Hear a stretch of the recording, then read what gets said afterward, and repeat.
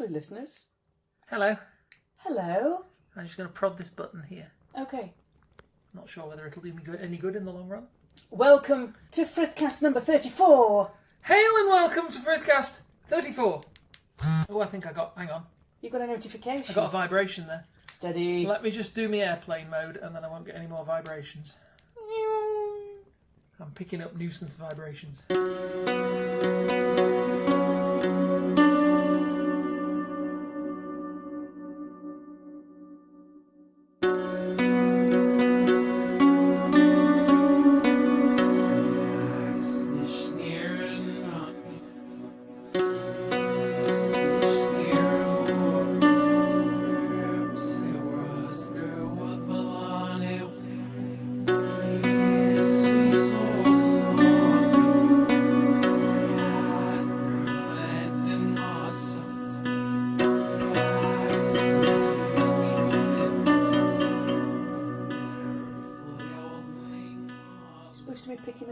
Vibrations. No, I'm too bad. Nothing is supposed to be harshing your mellow. Oh, my mellow. I can't remember the last time I had a mellow. Was it a pink one or a white one? I don't even know. I ate mine. The other one fell off the stick. No idea where it went. Well, if you will keep trying to toast them. I just open the packet and go... Oh, that's good. Toasting them is better. Is it? Oh, yeah. I don't think I've ever tried it. Toasting them on the green stick, it's like a cross between lava and Greek fire. Because it burns, it's incredibly hot, and it sticks to everything. It's fantastic. You trap it between two, like, plain biscuits, like rich tea biscuits, you're in. You just go nom nom nom nom nom nom nom. Because it's really, really, really, really, really hot, and it sticks to the inside of your mouth. It's great, it's a fantastic experience, and you need to try it. You eat naphtha for a snack? Yeah. Every girl guide will have eaten naphtha for a snack and know how to make her own. I have a new respect for the girl guides. So do I. I don't know whether they teach them to make naphtha now. They taught them to make edible naphtha when I was a girl guide, which is a very, very long time ago for anybody trying to figure it out. Fling it at people's sails and things. Oh, yeah.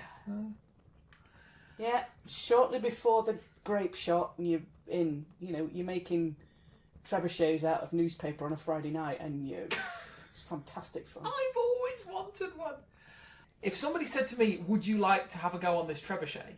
Oh, God, yes. I would first of all clarify they meant, as the operator and not as the ammunition. Oh, yeah, good point. You see? You see? Yeah, you see? Loophole there. Thinking, yeah, I missed that one. I would have been flung off into outer Mongolia without a thought. From the UK. But if somebody said to me... 3.5 minute flight, 25,000 feet, no seatbelt warning. Oh, yeah. Lovely listeners, welcome to Frithcast Hello. number 34. Hello. Welcome. And that. Welcome.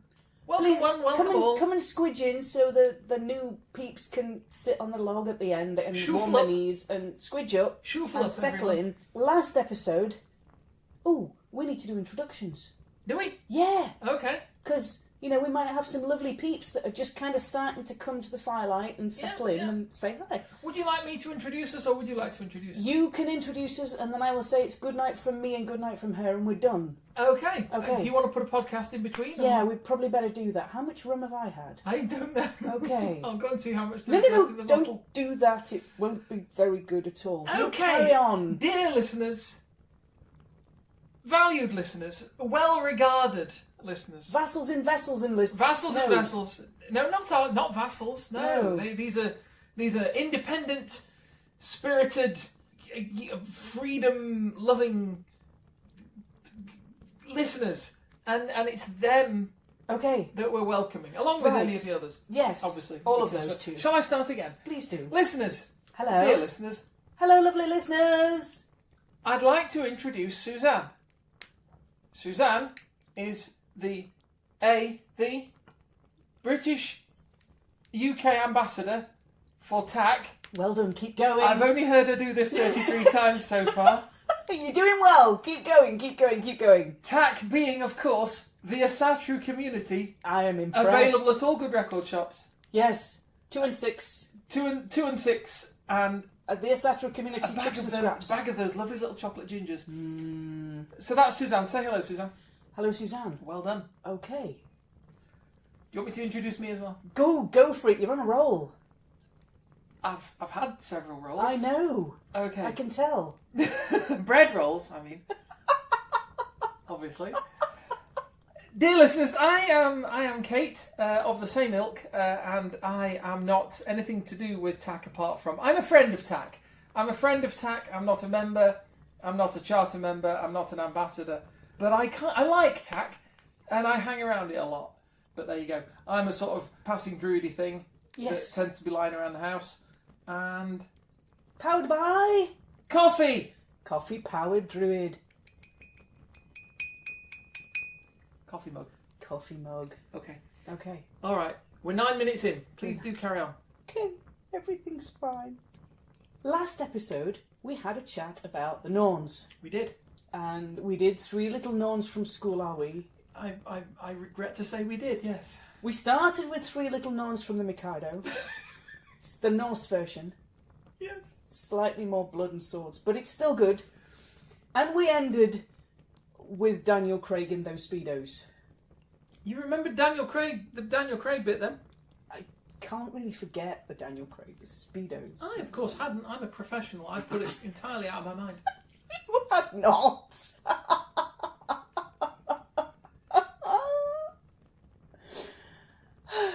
We're pleased to report we have now watched Skyfall.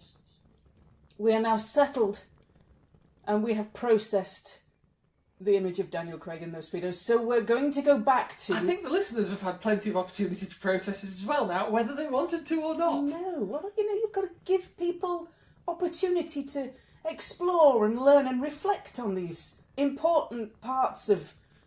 I think they might prefer to talk about heathenry. Okay, fine. Stop doing it. Go fine. Go back to the Norns. I don't mind. Okay. The Norns. The Norns associated with spinning, which we talked a little bit about last time. We did. Yeah. Spinning and weaving, and being generally 3 sisters or 3 ladies who live in one of the lower realms. They live near the roots of the Yggdrasil. Okay. One of the things we didn't mention last time is that the 3 Norns... Let me just take this back a step. If you say to somebody, what does a Viking look like? They're liable to draw you somebody covered in furs with a big sword with horns on their helmet. Always the horns on the helmet. Fabulously wrong as that is, what they're not likely to draw you are 3 ladies who garden. That's probably true. Yes. One of the tasks that the Norns have is to draw water from the well and to water the roots of the Yggdrasil, the world tree, so that it doesn't die and it's got enough stuff to keep it going. Okay. So you kind of think of them as extreme gardeners. They are metal gardeners. They are hardcore gardeners. They keep the world tree alive. That is as good as it gets. Is it fair to say then that they have a rock garden? They do have a rock garden! Don't remind me not to do that again. The rock garden. They have the rockest of rock gardens. And they are extreme gardeners because they water the Yggdrasil. The world tree is the ultimate gardening job. How does that... How big is Yggdrasil? I mean, Yggdrasil. Don't sort of say to me... Don't be saying to me, well, it goes up through the 9... I know that. But I mean, if you're at the root of it, how long would it... Basically, what is its girth? Well, if you have to ask that... No, I remember there's a video on YouTube about the relative size of stars and stuff, and it finishes off by saying the biggest star that we know of, and I can't remember which it is at the moment, it's either VY Canis Majoris, or it's the Pistol Star, or it's another one whose name I can't remember. They're taking it on a road about to. it recently. Anyway, yeah. Big bugger, Yeah. big star. And they say if you could travel on an airliner, yeah, at airliner speed, Yeah. just above the surface of that star, obviously putting aside the whole heat element. Yes. And the slight tan from the underneath. Massive radiation. Yeah, slightly. But aside from that, if you would just fly problem. your airliner thing, Mm. over the surface of the thing, how long would it take you to do a great circle around it? So from starting point, straight line all the way around, finishing point. And they say something ridiculous amount of years. I mean, years and years and years. And I'm thinking to myself, how long would it, if I stood at the root of Yggdrasil, but the place where before it starts getting complicated rootery, Yes. just tree trunk into the ground like that. If I stood there and tried to walk around it, how long would that take me? Well, the thing about the Yggdrasil, it's really, really big. I mean, you may think it's a long way down the road to the chemist. You know where my brain's going. But that's just peanuts to Yggdrasil. That's just peanuts to the Yggdrasil. I'm just trying to work out how hard a job they have of watering this thing, that's all.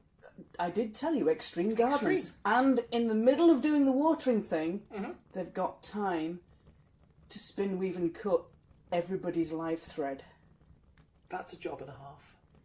They are kind of rocking the extreme here. They're a step beyond anything I can get my head into. But time-wise, they cannot work on the same concept of time that I do because they wouldn't. No. Well, you imagine... You'd draw kind of 3 buckets in a day and you'd not even be ready to go. Last time we talked about some of the comparisons that I'm perhaps a little bit more familiar with, like the Parkai. The fates, yes. The Roman fates. And it's fair to say that in Roman cosmology, these are not gods. No, these are are something else. These are to the gods what the gods are to us. I mean the Norns control the fate of the gods as well. So they're something separate and parallel to other things that are going on. Okay. So they're kind of, they do the spinning and the weaving and the cutting thing, which is being somebody who can spin, but it's very, very slow on a hand spindle, drop spindle. Having done that for several hours, it's incredibly laborious. Yeah. But to do that for every individual person as they come through that pattern, and to know when they start and when they stop and who they interact with and what events happen and where that pattern is going, to know what pattern you are weaving going forwards, and to be the most rockest gardeners ever and to water the Yggdrasil at the same time, to stop it drying out, to keep all the 9 worlds in balance. That I am in awe of that.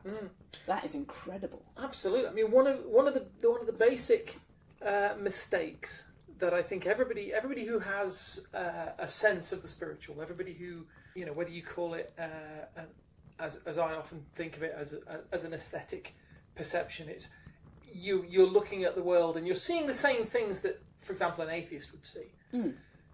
You're seeing all the same thing happening, and this would apply the same for pagans, for Christians, Muslims.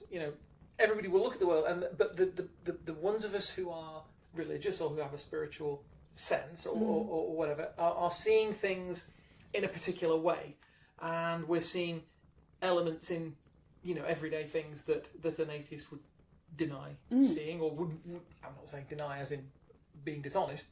They don't see it. That's fine. That's their perceptions. I'm going to say I see the world in a particular way. Yeah. A Muslim will see the world in a particular way. A Christian will see the world in a particular way. Exactly. We'll all look at the same thing and understand it in our own worldview, in our own cosmology, in our own ideals, in our own values. We will understand what that is, but in our own way. I can't look at something and understand it in a Jewish way. No. It's You not can learn how my about brain- the history. You can learn about the culture. You can talk to Yeah. Jewish people, and you can get a feel for it. But to actually, it's about the way you perceive things. We all have in common the fact that we are human. Yes. That is the overriding commonality. So it doesn't matter, what detail we might see in things. In the end, we all perceive things in a human way. Yes. And I think we all run into this difficulty when you say to me, the Norns are spinning a thread for every life. Yes. And then I think, But there are 7.5 billion people in the world. Yeah. And that's only now. Yes. Back then there were a few million. Mm. However many it was in the sort of 8th, 9th, 10th century. But we're talking millions and millions and millions of people. Mm. Billions now. Mm. And they're keeping a thread running for every one of them. Yeah, you see, that's where you get into kind of interesting semantics. Are they keeping a thread for every life, or are they just keeping a thread for the lives that are called to them? Fair question.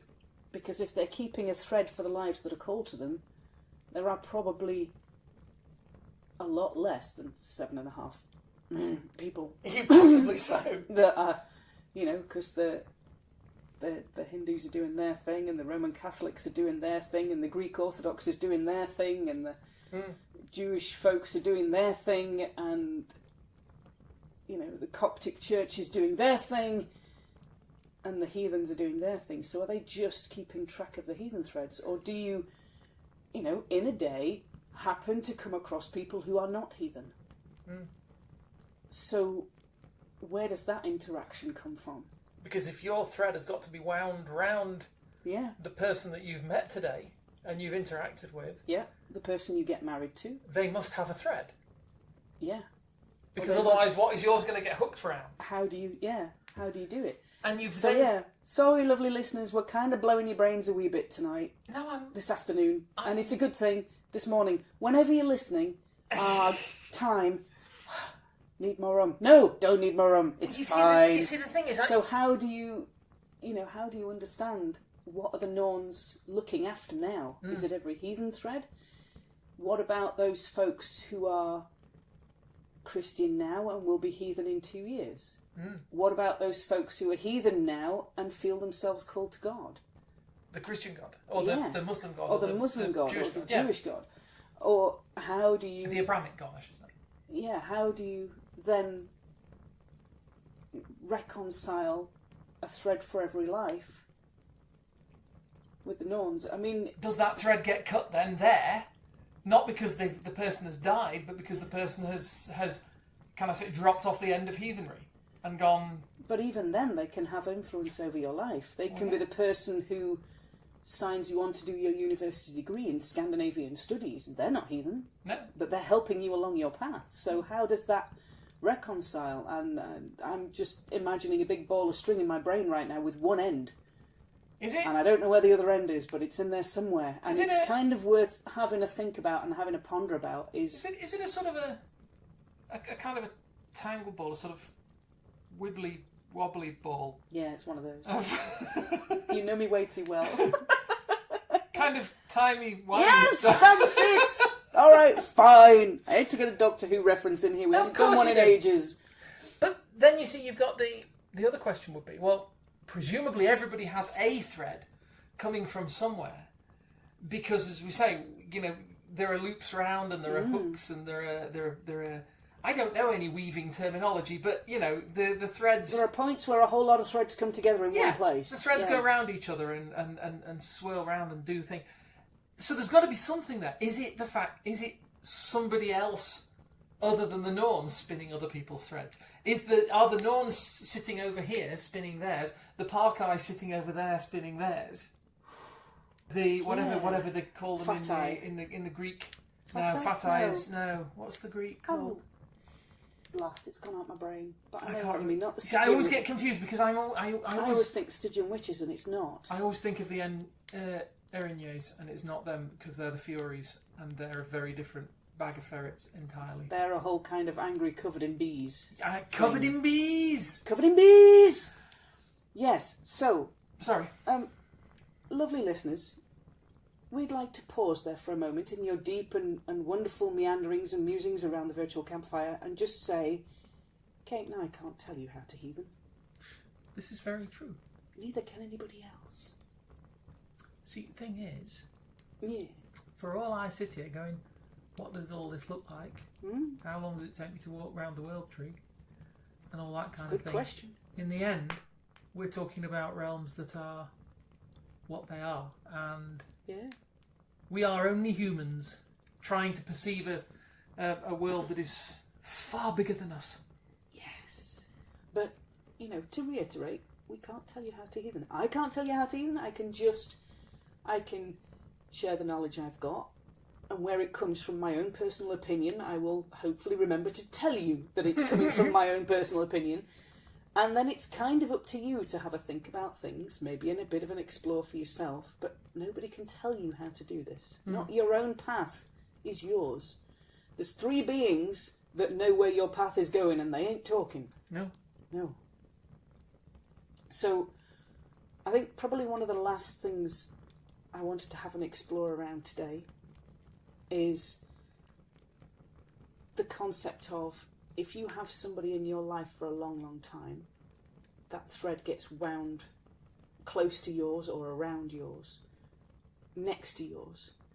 And if you have, for example, a kindred, a group of you that get together on a regular basis to talk shop, to socialise, to get together in frith and friendship and do the happy thing, maybe do a ritual, maybe do a study group, or otherwise, those threads of that life will twist together and they will form a thicker thread, like a cable. The image I got in my head when you were talking about the threads winding around each other, and when you get a whole group of people creating a cable, I saw 2 planets. Okay. And I'm calling them planets, I don't care what the International Astronomical Union says. Okay. I saw Pluto and Charon, which is a moon of Pluto, but they're quite an interesting system because they are both of similar mass. And their barycenter, which is the point in the centre of their orbital path, is actually outside both bodies. So it lies between both bodies. So they're actually swinging. Those, what it's do they like call one them? of those wee tennis swing games with a pole and a ball on the end of it. If you imagine that as being Earth. Yeah. So Earth is the pole. Yeah. And the ball is the moon. Yes, and it goes. So the pole might wobble a little bit as the ball swings round, but the ball's doing all the most of the moving. Yeah. Now, if you imagine, what's that? I can't remember what that weapon was called, where it was like a piece of string with a weight, a bolas, with a weight on each end. Or you'd have 3 weights and a. Imagine one with just 2. Yeah. And spin it somehow around a point in the middle of the chain. Yeah. That's more or less what you've got with Pluto and Charon. Okay. So when they orbit each other, they go round a circle, and they're each on opposite sides of the circle, basically. Okay. Now you imagine them doing that. Yeah. Day after day, year after year, century after century. And you imagine the solar system moving. Now, forget time. Okay, this got really, really deep, really, really fast. Okay. Don't think of there as being a past, a present, and a future. Think of there as being is. Okay, this is everything is. Okay. And if you imagine now the track that Pluto and Charon have taken, are taking, they're occupying every point on that path. Yes. At the same time. Yeah. So they're going round each other, they're going round the sun, yeah. and the sun's going round the galaxy. Now you've got a trail of Pluto and Charon string. Yes. Winding round itself. Yes. 2 threads wrapped together, going off in whatever direction the solar system drifts in. Yeah. Imagine now the whole thing, the entire solar system doing the same thing. So you've got a straight thread. The Earth creates a relatively straight thread with the Moon a spiral thread around it. Whoa. You've got all the planets creating spiral threads around the central big string of the sun. Yes. Yeah. And that's exactly what I'm now thinking of when you're talking about the threads of people's lives. And I'm suddenly thinking, if you track, like I say, just make all time the present. Everything exists all at once, and imagine what paths and networks and patterns we weave on the surface of the Earth as the Earth turns, goes around the sun goes around the galaxy goes through the universe. It's kind of like those speeded up films you see of cars going along on roads, isn't it? Yes. They become like headlights, and eventually the car disappears, and all you get is a streak of light. Yeah. That eventually becomes not just a streak, but a continuous thread of headlights that creates along paths, on roadways, on motorways. If you imagine you've got that, you've got single threads in estates coming together into larger roads, which eventually come into dual carriageways in Britain, and then you get motorways. Yeah. You get like a 4-lane motorway, and you get all those threads running in the same direction, and then splitting off again. There's just this constant, and if you imagine it, not even a flow, but just a sort of constant image of yeah. Okay. Kind of got a bit deeper than I wanted to, but the real important point from today's episode is the fact that we have the most awesome extreme gardeners. Just wanted to bring that back. Come on back into the room. Okay. Extreme gardening. Gardeners it is. Got to do it. Alrighty. So, if any of you lovely listeners happen to be, employed as tree surgeons or as arboriculturalists, those landscapers, gardeners, all of that kind of stuff. Horticulturalists, all of that. You don't look like your average No, I'll not do that one. No, try not to do that. Rude. Sorry. Your average hortiflipping culturalist. Well done. Thank you. So, any of you that happen to have that as an occupation, keep in mind that the Norns are doing that occupation, and they are rocking it. They keep the world tree going. That's pretty fearsome, isn't it? It's pretty fierce. And they presumably have to deal with Nithog. I don't know. Gnashing at the roots of it. I don't think they're on each other's Christmas card list for various reasons. It's not something that... They keep having to thwack it across the nose with a spade. And You've rolled up newspaper. Get off. Go over there. Go shoot. Yeah, no. Thwang! Yeah, no, there's a whole other image to end this episode on. So, while I've got that image in my head of 3 Norns chasing Nithog away from the roots of the Yggdrasil with a rolled up newspaper going, "Bad boy, get off! Sit down!" Why didn't I try that in Skyrim? I don't know. Would it have worked in Skyrim? Probably. Okay. We need to go try it. Yeah. Okay. Lovely listeners, our time is just about at an end for today's episode. Mm-hmm. So we will... Did I help? I hope I helped. You helped. If you would like to find us online, for any reason, my name's Suzanne Martin. I am a UK ambassador for the organisation called TAC, which is the Asatru Community. You can find me on Facebook under Suzanne Martin. You can also find me on Twitter at Suzanne TAC, which is TAC. And if you want to find me for any reason, God help you. I don't know why you would. But if you do, my name's Kate Martin, and you can find me at my terrible website at glassrain.net, and my Facebook and Twitter are linked from there. Yeah. So, lovely listeners, please enjoy a minute or so of just chilly out campfire. Have a think about some of the things, and hopefully we haven't mangled your brains too badly. And we will... We've mangled mine. Mangled mine too. I need more coffee. We will talk to you all next time. We will. We will. Bye-bye. Bye-bye.